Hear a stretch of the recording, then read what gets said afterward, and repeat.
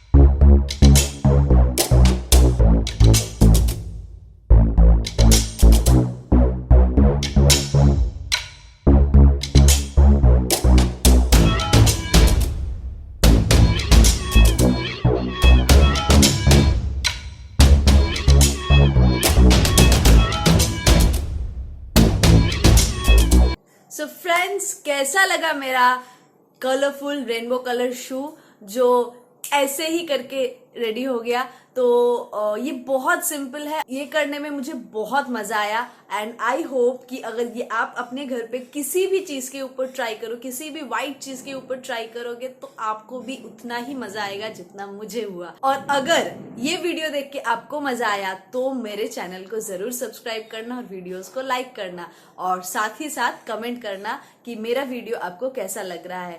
You can also check out my Instagram handle which is in the description. मेरा Instagram handle भी है PUKUsPASSION। वहाँ पे जाके भी आप मुझे फॉलो कर सकते हो और अगर कोई बिजनेस रिलेटेड क्वेरीज है तो आप मुझे जीमेल भी कर सकते हो या इंस्टाग्राम में भी डायरेक्ट मुझे मैसेज कर सकते हो। Thank you so much for watching my video. मिलते हैं नेक्स्ट वीडियो में, तब तक के लिए बाय बाय।